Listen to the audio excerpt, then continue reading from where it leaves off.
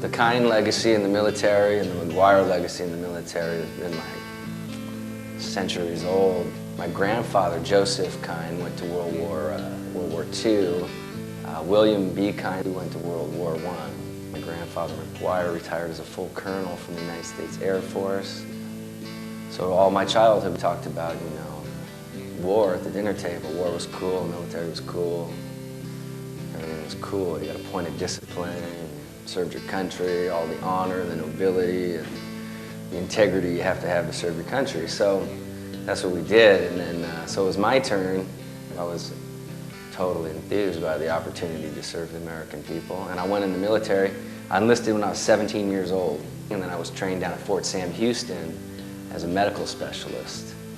After that, I was sent to Fort Benning, Georgia to go to Airborne School. They trained me as a parachutist, and I was assigned to the 34th Medical Battalion, the 44th Medical Brigade. Just 2 hours ago, Allied air forces began an attack on military targets in Iraq and Kuwait.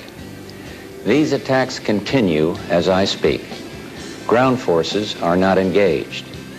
This conflict started August 2nd when the dictator of Iraq invaded a small and helpless neighbor. The war started January 17th, and the United States bombed Kuwait and southern Iraq for 45 days.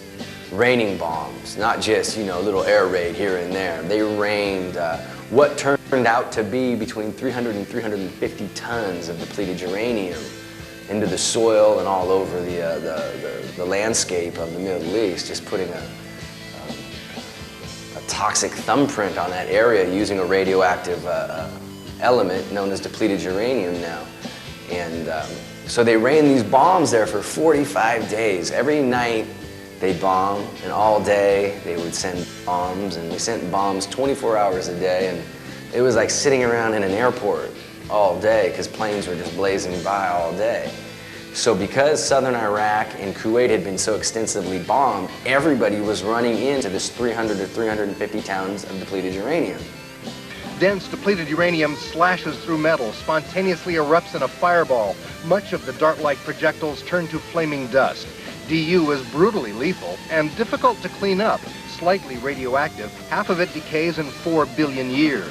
Depleted uranium can outshoot the Iraqis.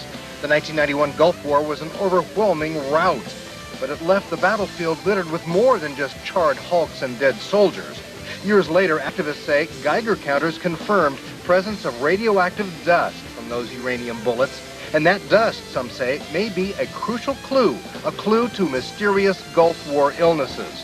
Thousands of soldiers breathed smoky post-battle air filled with particles too small even for gas mask filters. It was all A-10s, War Dog tank rounds, cruise missiles from the ships, and they're all nuclear.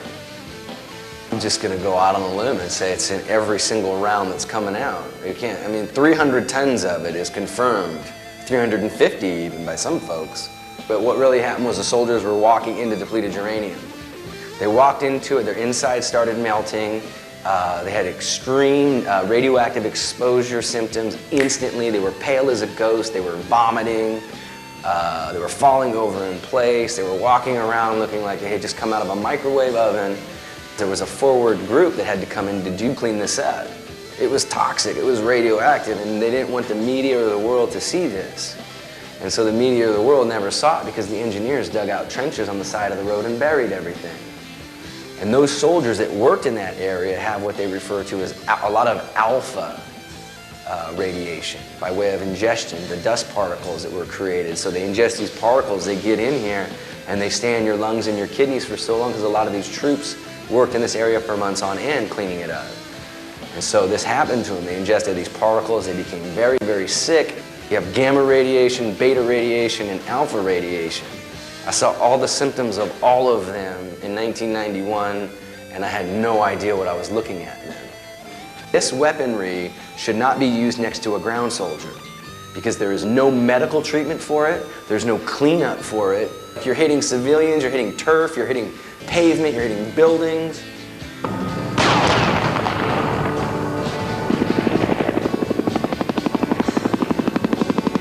Don't put this stuff near the American soldiers. us, the Army guys. The world scientific community has been following people that are exposed to much higher levels of natural uranium, again, for probably the past 4 or 5 decades. So we understand more than enough to draw the conclusion. Why these Army officers indicate to us that the human being can sustain higher levels of radioactivity. And that's bullshit, because there's no creature on Earth that is less resilient to radioactivity than the human creature. Way back, and they got us back into the States just about as quick as you could, because they didn't want any of these kids to die in Saudi Arabia or Iraq, because they would have had to been considered combat casualties. So they got them home where they could die and nobody would see it. So we were on commercial airplanes flying home, and they were telling us we were heroes, but something was fishy. Almost 10,000 to 15,000 of the veterans from Desert Storm that have been accounted for are dead, and roughly 250,000 veterans are collecting a check like mine for illnesses incurred during Operation Desert Storm. 250,000, that makes almost half of the original fighting force as a casualty of combat. And that's a horrific statistic to lose, roughly overall 1/3 of your fighting force to either death or disability. That's a joke. And people say, hey, Dennis, what's Gulf War syndrome? I say, well, it's nothing. They won't define it. I get a check for undiagnosed illnesses. $201, they won't diagnose me because that means they have to admit they're using chromosome-altering weapons or something. Go put your uranium back in the ground and you won't have this problem. It's not a cancer, it's a munition. A metal munition that has a 4.5 billion-year half-life. Stop using it. So we're going to get the same exact result. Hundreds of thousands of soldiers sick, thousands of soldiers dead. We're going to get the same result. That's really shocking. By creating something that if you're downwind of, you'll be dealing with for 4.5 billion years, which is longer than the human experience. Which means we might be the next extinct species. You have to stretch your brain beyond PlayStation and hit the reset button and everybody's alive again. The only thing I've ever been entrusted with in the military is the health and welfare of the soldiers. That's it. I've never been interested in shooting anybody or killing anybody. I was always interested in the health and welfare of the soldiers. How do you think this is going to end? Well, I think it's going to be a tragedy for a lot of United States soldiers.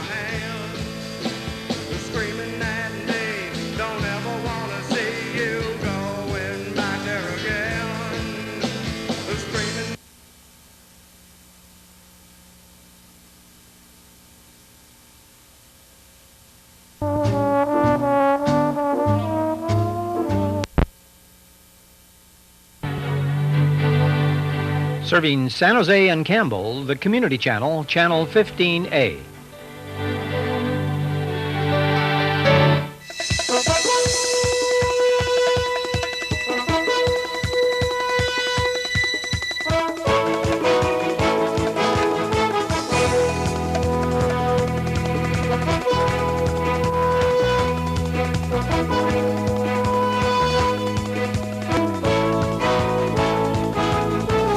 Folks, I'm David Bonasera, and this is Environmental Concerns. Folks, I have something really interesting. You've probably heard it before, but I have Dennis Kyne with me, and he is a Gulf War veteran. He's a medic. In 1991, he was the first to come with his unit and the last to leave. Unfortunately, he's trained in a lot of things, including nuclear stuff. But the thing I guess that's really important here is what he's going to come out with and tell you, which is still happening today. I mean, from what I'm told, I guess in this last Gulf War, we dropped 1,000 pounds, 1,000 pounds of, actually I believe 1 million or so tons of bombs. But the problem is that we're using depleted uranium in the shells and other things. Well, is this scary? Yes. The Earth turns. Yes, this is a problem. Is it a problem for generations? Yes. Are we going to make a huge thumbprint, maybe a handprint in Iraq and have an environmental nightmare? Yeah, that's the scary part. Please don't go anywhere. This is really, really important. Hang tight. We'll be right back.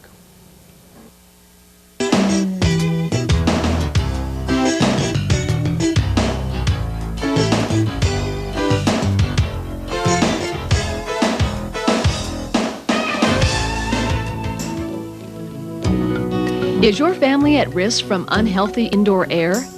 You don't have to live with indoor air pollution. Get the facts from your local extension office or health department. It's time for healthy indoor air for America's homes. Hi, we're back again with Dennis Kyne. Dennis, thank you for being here. Cameron Colson will be here shortly, by the way. Okay, you've given me the facts. I've seen the tape. For our viewers, all I can say is, what's up? Right. I mean, this was very disturbing. I was almost in tears when I saw this video today. And what I was thinking really was about future generations.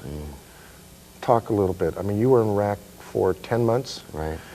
Your unit was, because you were a medic, was the first one there and the last to leave.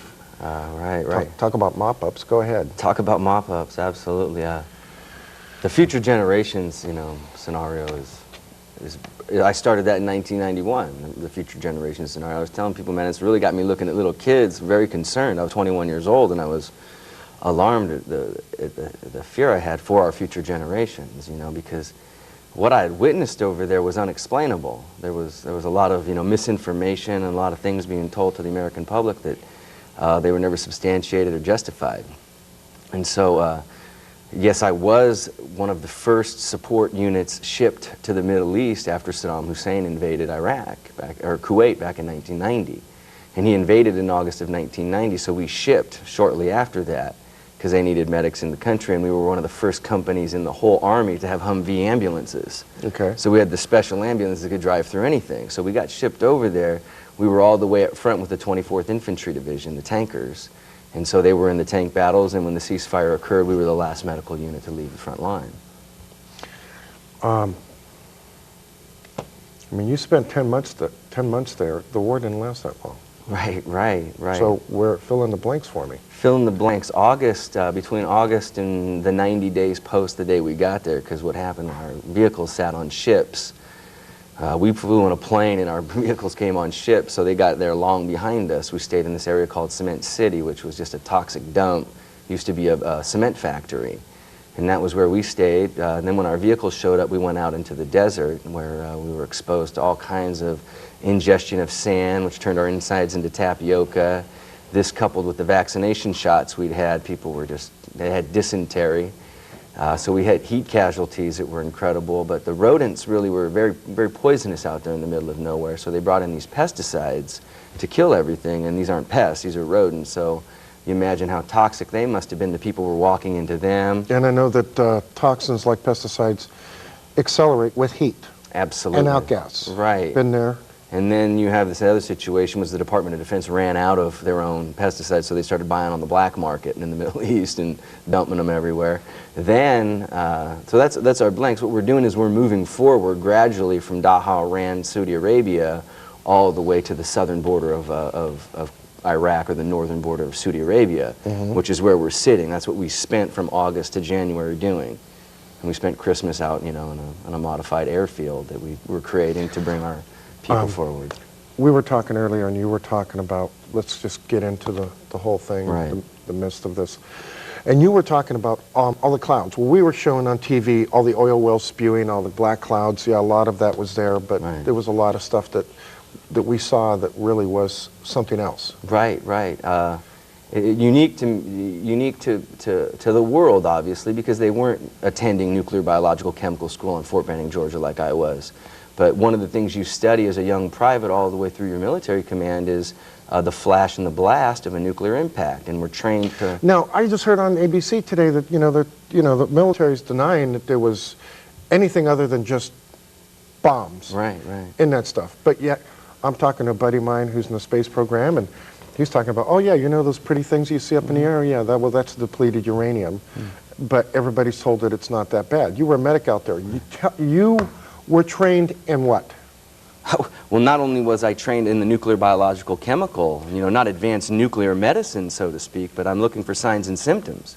Because as a medic, you're looking for signs and symptoms so you can find a causal relationship between what happened and why the people are sick. And so what you're looking at above ground detonations. If you're going to tell me that these are... So this shock and awe, a lot of it was... above ground detonations, and the reason, it's not rocket science. If you want to find conventional warheads, you look at Hamburg during World War II. You find craters and bombed out areas everywhere. Go look at the footage yourself. There's no bombed out craters anywhere. There's no dug out craters. There's no bomb craters. They're all above ground detonations. They're not destroying property, which is Attorney General Ramsey Clark's definition of nuclear weaponry. It kills property. I mean, I'm sorry, it kills all people, vegetation, and animals, but it keeps property intact. Oh, and lovely. so all the property's there, but there's no craters. But all the people are dead because human beings are the least resilient creature to radioactivity that there is. So basically what you're saying is that what we're doing to Iraq, you know, we're sitting, stick my foot in my mouth, but, okay, they have weapons of mass destruction, no doubt. They went to the north, took care of the Kurds, completely wiped that out. Iran backed off, okay, and they're doing their little thing.